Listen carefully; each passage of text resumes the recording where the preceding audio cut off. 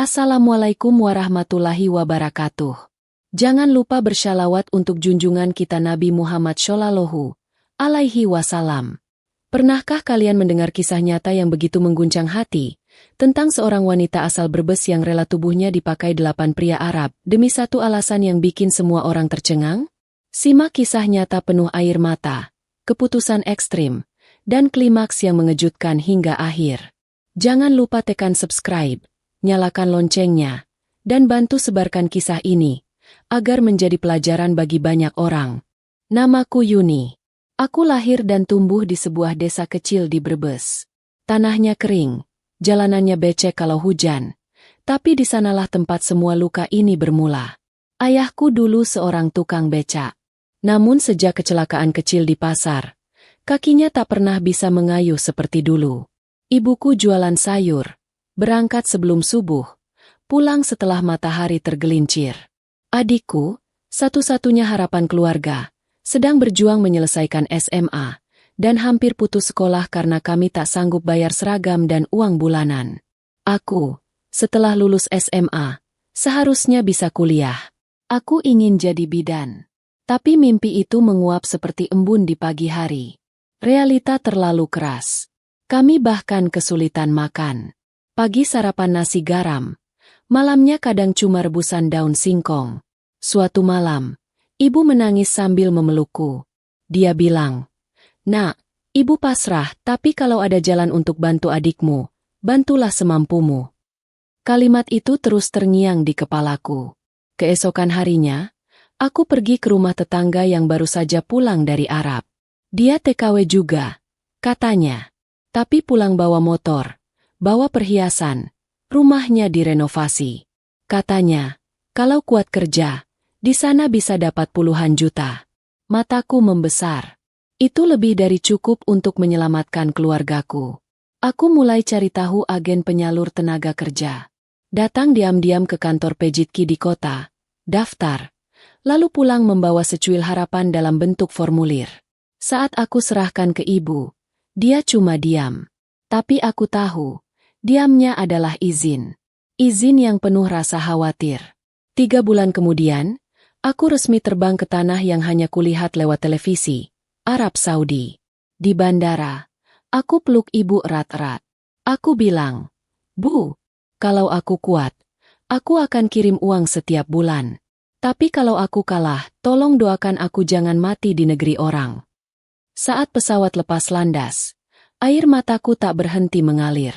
Kupandangi langit malam dari jendela kecil itu. Di satu sisi, aku bangga karena akan jadi tulang punggung keluarga. Tapi di sisi lain, ada perasaan aneh. Seperti sedang berjalan menuju dunia yang tak akan pernah sama. Aku tak tahu bahwa langkahku ke Arab adalah langkah ke jalan paling gelap dalam hidupku. Hari itu, udara bandara Riyadh begitu panas menusuk. Rasanya seperti masuk oven raksasa. Kulitku yang terbiasa dengan sejuknya angin sawah Brebes, langsung melepuh dalam diam. Aku dijemput seorang lelaki berjubah putih, sopir dari agen. Ia tak banyak bicara, hanya mengisyaratkan aku naik ke mobil. Perjalanan menuju rumah majikan pertama membuatku makin gugup. Jalanan begitu megah, gedung-gedung tinggi menjulang seperti istana, tapi entah kenapa aku merasa kecil, seolah jadi titik paling hina dalam dunia yang gemerlap.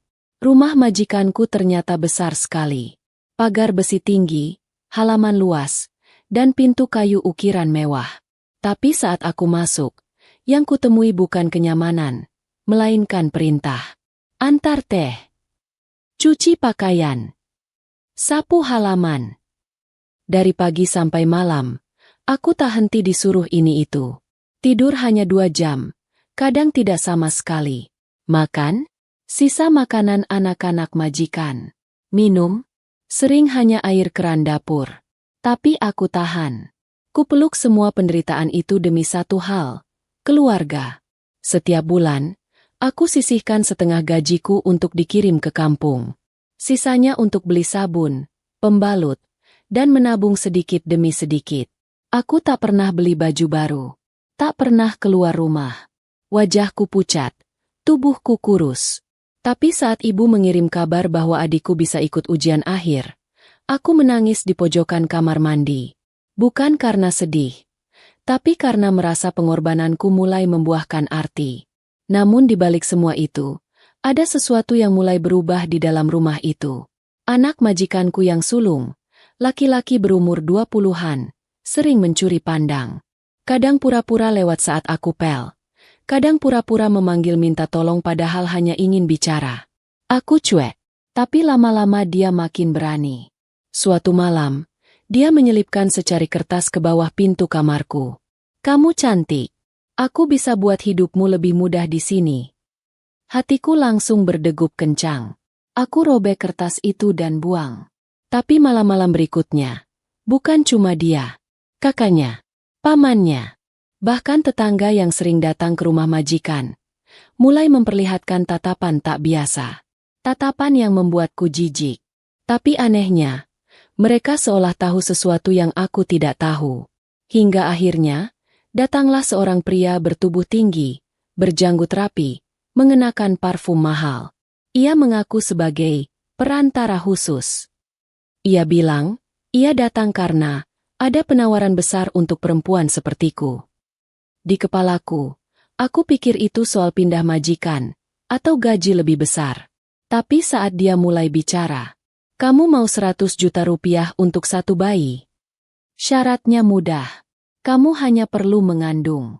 Tidak pakai tabung. Hanya 1 malam untuk setiap pria." Aku tercekat. Nafasku seolah berhenti. Dunia di sekelilingku runtuh dalam sunyi yang memekakan. Dia melihat wajahku yang pucat, lalu tersenyum. "Kalau kamu tak mau, banyak yang lain.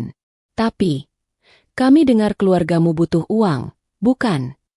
Aku mengusirnya malam itu. Tapi tawarannya tak pernah pergi dari pikiranku.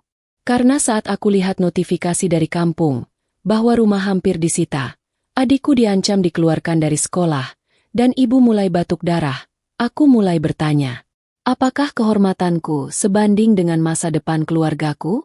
Malam itu aku tidak bisa tidur. Aku duduk di sudut kamar sempitku, memandangi plafon yang retak, sambil menggenggam ponsel tua yang berisi pesan dari ibu. "Yun, rumah kita mau disita. Bapak nggak bisa lagi minum obat. Uangnya udah habis. Kalau kamu bisa kirim ya nak, ibu mohon." Tanganku gemetar. Pesan itu membuat jantungku seperti diremas. Di satu sisi, aku ingin meneriakkan penolakan pada dunia yang menginjak harga diriku. Tapi di sisi lain, aku juga anak yang tidak bisa menutup telinga saat ibu menangis dari kejauhan. Keesokan harinya, pria berjubah putih yang kemarin datang kembali.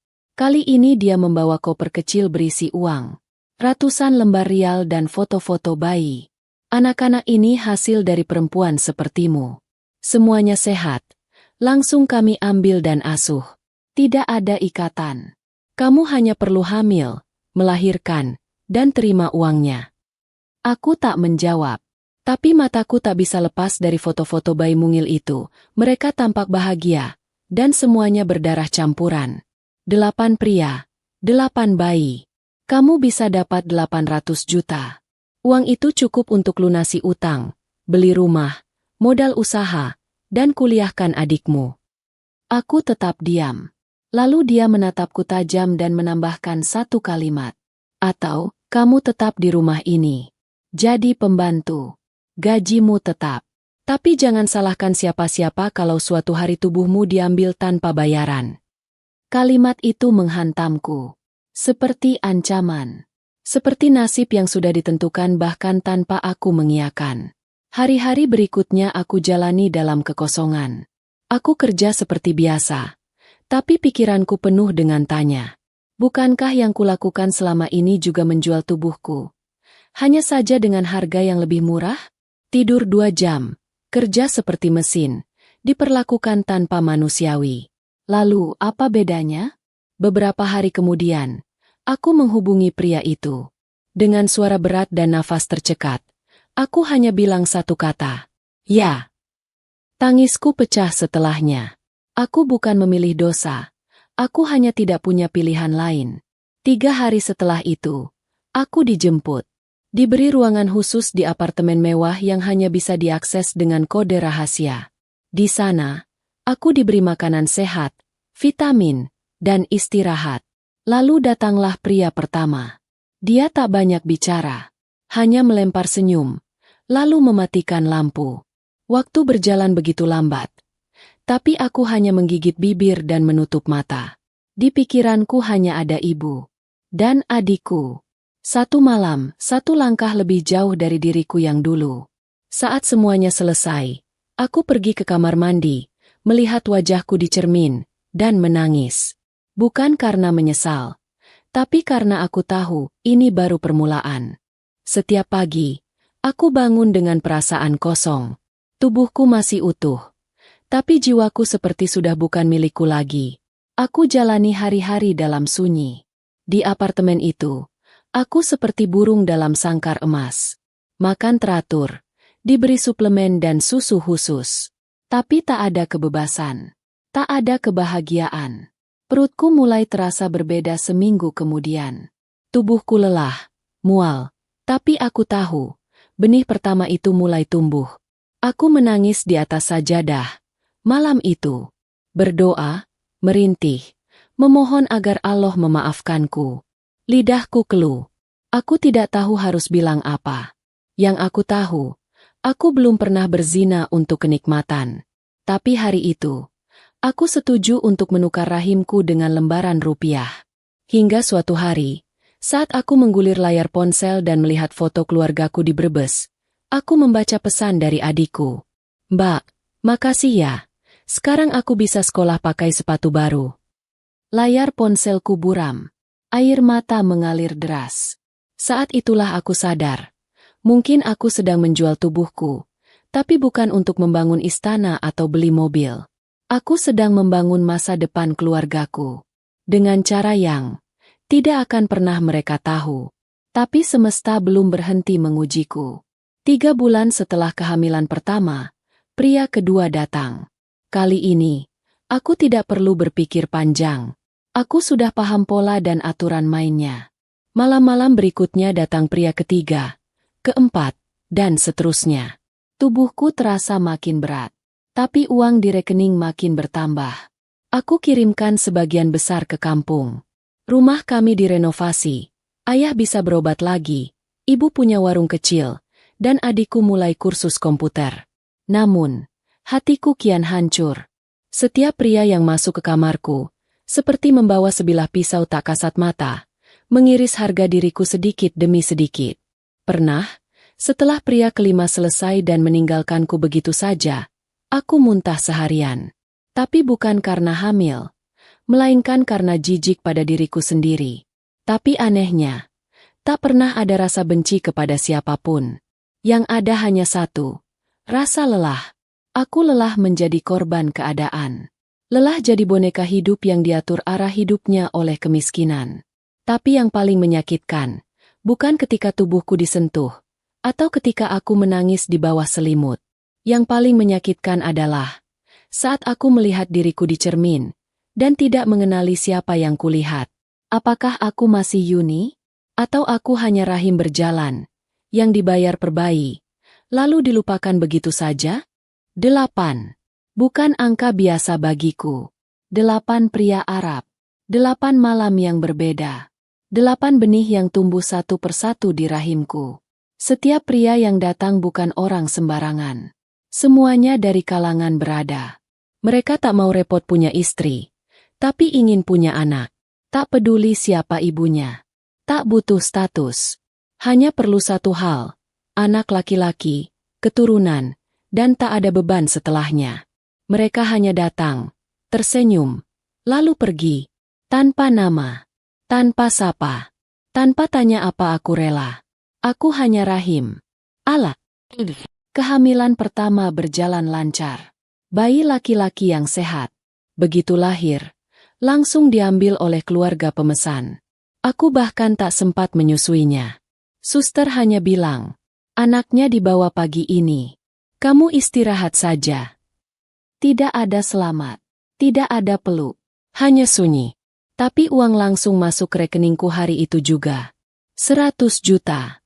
Lunas. Bersik. Seolah semuanya tak pernah terjadi. Lalu kehamilan kedua. Bayi perempuan. Diambil juga. Begitu seterusnya. Bayi ketiga. Keempat. Kelima. Satu demi satu. Anak-anakku lenyap dari pelukanku bahkan sebelum sempat kupanggil namanya.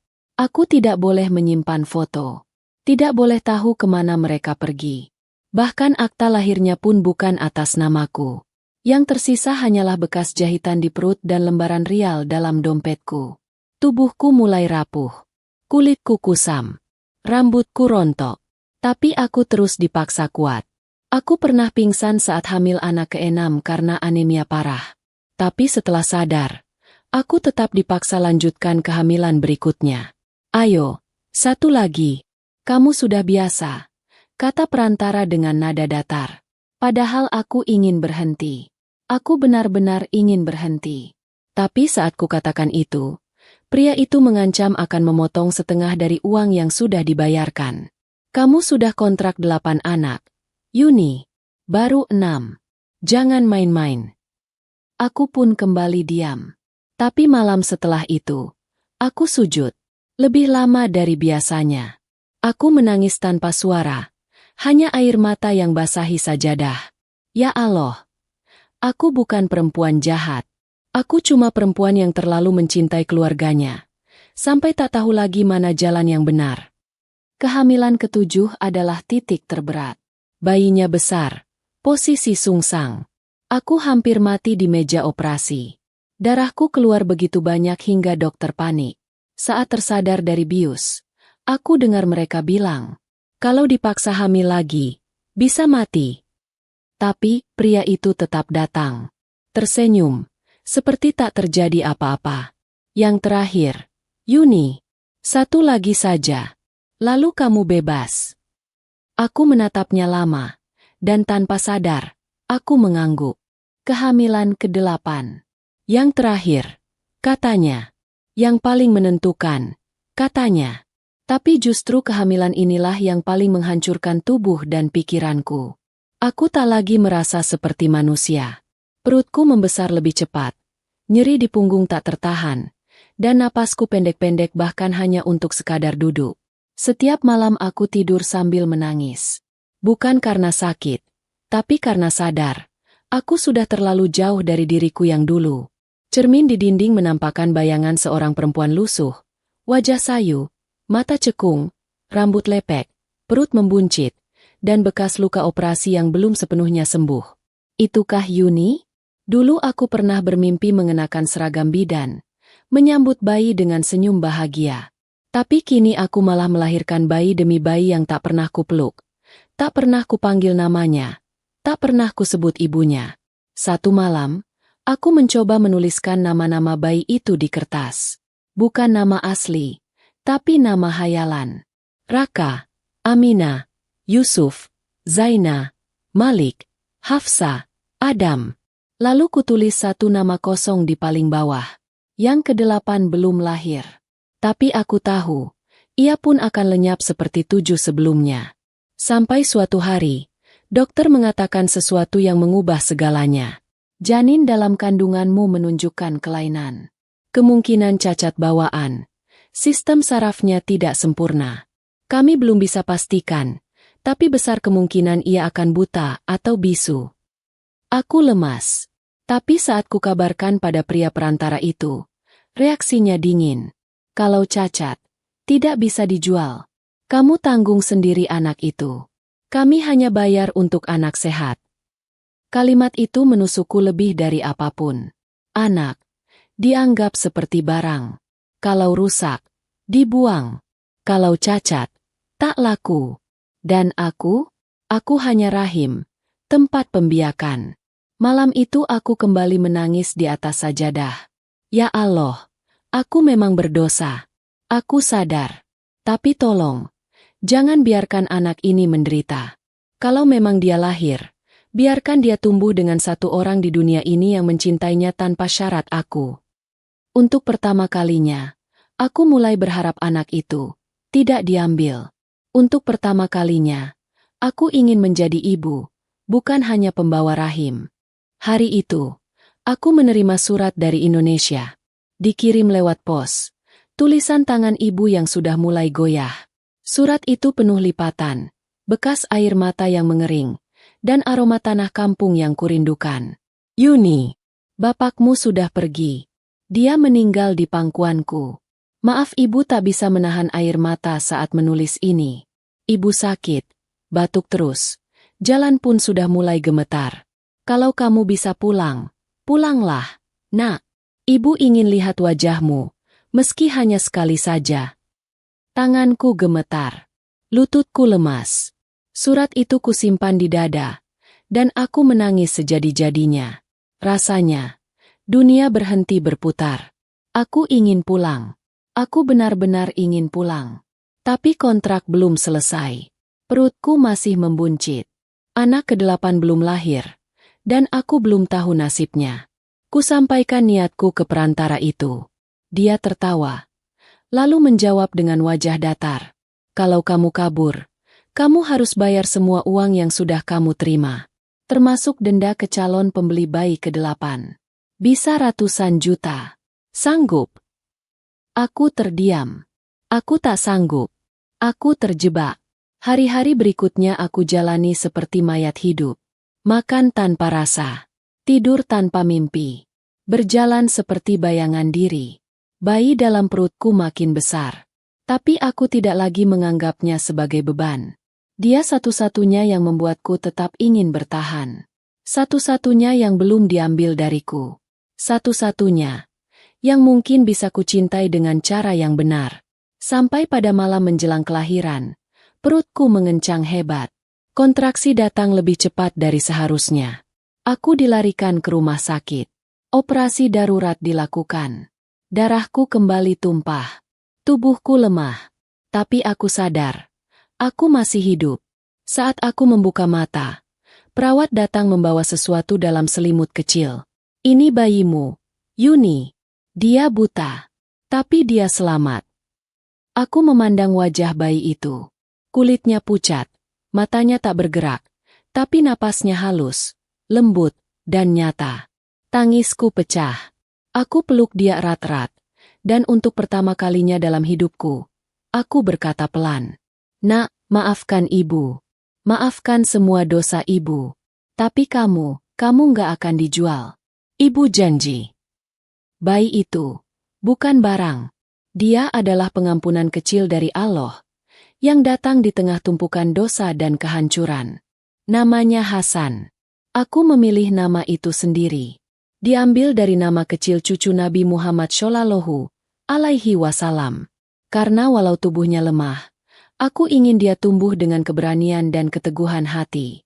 Hasan adalah anak yang tak diinginkan siapapun, kecuali aku. Sejak ia lahir, perantara itu menghilang. Tidak ada yang datang menagih. Tidak ada yang menyentuhnya. Mereka tak mau anak cacat. Mereka tak butuh bayi yang tak bisa melihat. Dan anehnya, aku lega. Aku tak pernah sebahagia itu saat ditolak. Karena penolakan mereka, aku akhirnya punya hak atas satu anak dari 8 yang pernah tumbuh dalam rahimku. Hari-hari bersamanya adalah awal dari hidup baru. Aku belajar menggendong dengan benar. Belajar mengenali tangisannya. Belajar memandikannya tanpa bantuan siapapun. Aku tak punya banyak uang lagi. Sebagian besar sudah kukirim ke kampung. Sisanya kupakai untuk beli kebutuhan Hasan. Susu, popok, dan biaya kontrakan apartemen kecil yang kutinggali setelah keluar dari tempat perantara. Aku mulai bekerja lagi. Tapi bukan sebagai pembantu. Aku jadi pelayan restoran kecil milik seorang janda dari Mesir yang baik hati. Dia tahu kisahku, dan justru memelukku sambil berkata, "Allah tidak pernah meninggalkanmu, Yuni. Kau masih diberi nyawa dan anak yang bisa jadi jalan tobat." Ucapan itu seperti cahaya kecil di dalam lorong panjang yang gelap. Setiap malam, aku nyanyikan sholawat di samping Hasan. Walau dia tak bisa melihat wajahku, aku percaya dia bisa merasakan cintaku. Aku mulai menulis buku harian. Kuceritakan semua padanya. Tentang 7 kakaknya yang tak akan pernah ia temui. Tentang ibunya yang pernah jadi wanita paling rendah, tapi ingin menjadi ibu terbaik untuk satu-satunya cahaya hidupnya. Aku tak tahu sampai kapan aku bisa bertahan di Arab. Tapi satu hal pasti, aku tak lagi hidup untuk uang. Aku tak lagi menyerahkan tubuhku untuk dunia. Kini aku hidup untuk satu makhluk kecil yang memanggilku, Ibu, dengan isakan lembutnya. Hasan mungkin tak bisa melihat, tapi dia satu-satunya yang membuatku merasa dilihat. 3 bulan setelah Hasan lahir, aku akhirnya memutuskan untuk pulang ke Indonesia. Uangku sudah menipis. Kerja sambilan tak bisa menutupi semua kebutuhan. Tapi yang paling mendorongku pulang adalah kerinduan. Kerinduan akan tanah tempat aku dilahirkan. Meski mungkin bukan tempat aku akan diterima kembali. Perjalanan pulang tak semewah waktu aku berangkat dulu. Tak ada koper besar. Tak ada emas. Tak ada oleh-oleh. Hanya satu tas ransel lusuh, beberapa lembar pakaian, dan bayi kecil buta yang terus kugendong di dada. Pesawat mendarat di Jakarta saat fajar menyingsing. Kabut tipis menyambutku bersama angin lembab yang entah kenapa terasa lebih menyakitkan daripada menenangkan. Di terminal, aku naik bus malam menuju Brebes. Sepanjang jalan aku terdiam, hanya sesekali membetulkan selimut tipis yang membungkus tubuh Hasan. Dan saat akhirnya aku menginjak tanah rumah, segalanya berubah. Bukan peluk hangat ibu yang menyambut, bukan senyum adik yang kutunggu, melainkan tatapan asing dari para tetangga. Bisikan-bisikan lirih, wajah-wajah yang menilai tanpa bertanya. Aku masuk rumah. Rumah baru hasil dari uang yang mereka tak tahu asalnya. Ibu menatapku lemas dari dipan bambu. Senyumnya ada, tapi matanya penuh tanya. Yuni, siapa bayi ini? Aku menunduk, tak mampu berkata banyak. Anakku, Bu. Anak yang tidak akan pernah punya ayah. Tapi akan punya ibu seumur hidupnya, insya Allah. Air mata ibu jatuh. Tapi bukan karena marah, melainkan karena kecewa dan kasihan. Hari-hari berikutnya, satu persatu wajah kampung mulai berani berbicara. Pulang bawa anak. Tapi nggak bawa suami. Jangan-jangan anak haram. Pantas bisa bangun rumah. Pasti hasil dari jual diri. Aku diam. Tak menjawab. Tiap malam, aku hanya menatap langit-langit rumah, mengayun Hasan pelan, dan bertanya dalam hati, apakah pulang selalu berarti diterima? Yang lebih menyakitkan, adikku pun mulai menghindar. Dia takut dikaitkan dengan aib yang aku bawa.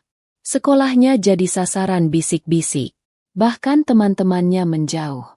Sampai akhirnya, suatu malam, kami duduk bertiga. Aku, ibu, dan adikku. Aku bicara. Kupaparkan semuanya. Tanpa ditutup-tutupi. Aku cerita bahwa aku tidak menjual tubuhku karena nafsu. Aku tidak melahirkan 8 bayi karena kesenangan. Tapi karena keterpaksaan. Karena aku ingin mereka bahagia. Karena aku ingin adikku sekolah. Karena aku ingin ibu sembuh. Aku menangis. Mereka menangis. Tapi tidak ada pelukan. Hanya keheningan. Dan di akhir percakapan itu, adikku berkata, "Mbak, ayo kita pergi dari sini. Mulai hidup baru. Di tempat orang tidak tahu siapa kita." 3 bulan setelah percakapan malam itu, kami benar-benar pergi dari kampung. Aku, ibu, adikku, dan Hasan, anak kecil buta yang menjadi cahaya di tengah gelapnya hidupku. Kami pindah ke kota kecil di Jawa Tengah. Tempat yang belum pernah kami injak. Tempat di mana tidak ada yang mengenal nama kami, apalagi masa laluku. Di kota itu, aku mulai lagi dari nol. Kami menyewa rumah kecil. Aku buka warung nasi di pinggir jalan. Ibu bantu masak. Adikku bantu jaga warung setelah kuliah. Hasil dari sisa uang yang dulu kukumpulkan. Hasan, ia selalu berada di sisiku. Di dalam gendongan. Di tikar warung. Di dalam pelukanku saat malam datang. Hari demi hari berlalu. Warung kami mulai ramai. Pelanggan datang karena rasa. Bukan karena ingin tahu masa lalu. Tak ada yang peduli siapa aku. Yang mereka tahu, aku perempuan pekerja keras, dan itu cukup. Sampai akhirnya, aku menulis kisah ini. Bukan untuk membuka aib. Bukan untuk minta dikasihani. Tapi karena aku ingin semua orang tahu bahwa di balik senyuman para TKW yang kalian puji sebagai pahlawan devisa, ada kisah-kisah luka yang tak pernah disiarkan. Ada pengorbanan yang tak semua sanggup menanggungnya. Dan ada pilihan-pilihan hidup yang tidak bisa kalian nilai dengan hanya satu kata, dosa. Aku tidak bangga dengan apa yang telah kulakukan. Tapi aku juga tidak akan terus mengutuki diri sendiri.